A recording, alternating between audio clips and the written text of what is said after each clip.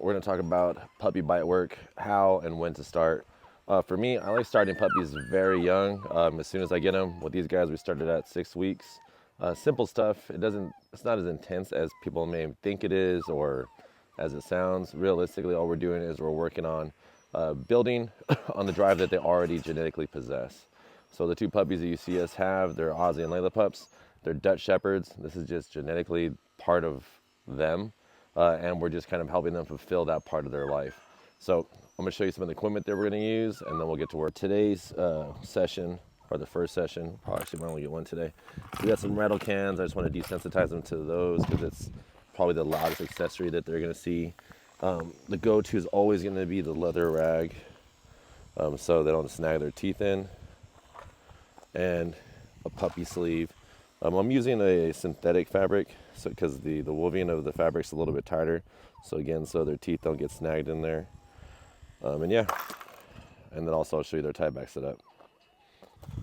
All right, so I like using these chain setups for tie backs. One of the main reasons is, there's carabiners on each side, and you can move them around.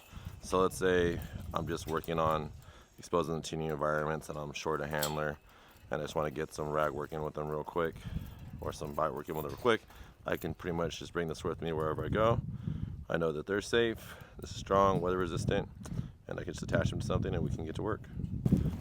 So right now I'm just using the rag. No, not really any form of agitation going on, just making a miss. As you can see, he just wants to push forward on it or go for it.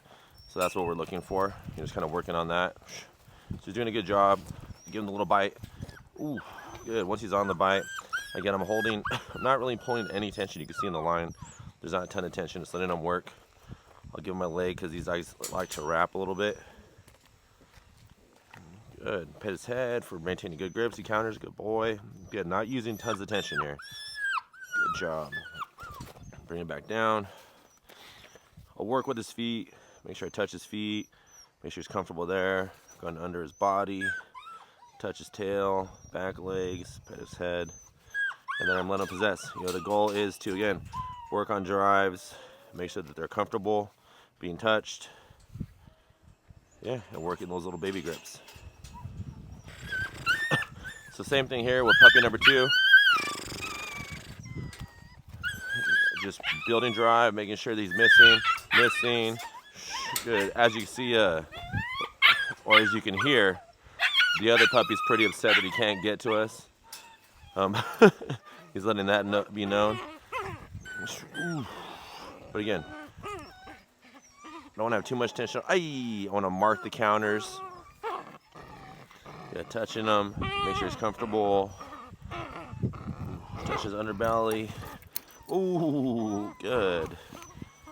Oosh. Yeah.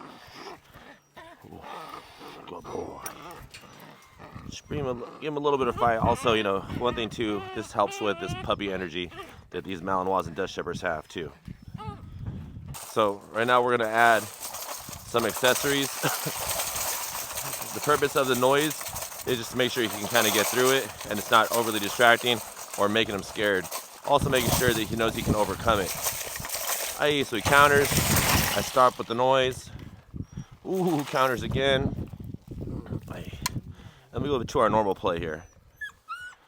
Good job, buddy.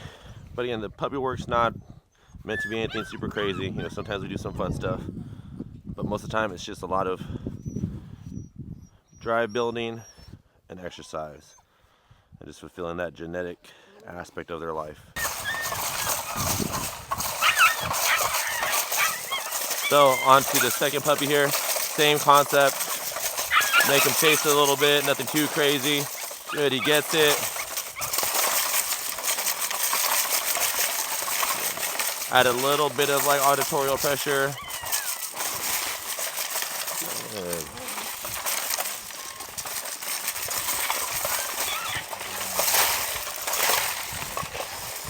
Oh, he counters. I go ahead and drop the accessory. Good, same type of thing we did before. Touching the body, making sure he's comfortable. Good. He counters. and then we're on to our next round of stuff. All right, so now we're gonna go on to our puppy sleeves.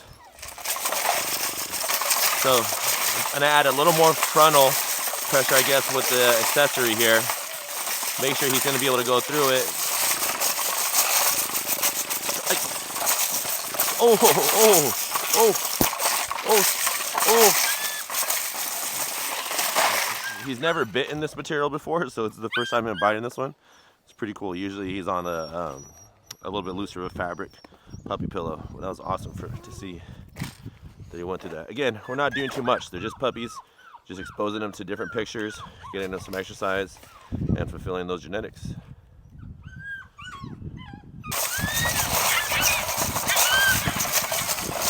So right now, kind of running around. He hasn't seen the sleeve before, so I'm just giving him a little more agitation. Ooh. Then he'll get his mouth on there. Oh, oh, oh, there we go. So he's on there. I'm gonna drop that. Let him get him all the way on the sleeve. Again, these are 8-week-old puppies. Good boy. Good job. So not trying to do too much again. Just keeping it fun and light. Good job, dude. To end kind of our session, what we're gonna do is we're just gonna do some frustration building. I'm gonna run around with them, or not run around too much, but have a miss, and then we'll unclip them, and that'll be their first session. But again, when you're doing puppy bite work, you know, the goals are to expose them to the new pictures, making sure they're nice and comfortable, using safe and appropriate equipment, and always making sure you put them up hot. You want to build that drive, get them the exercise they need, and that genetic fulfillment.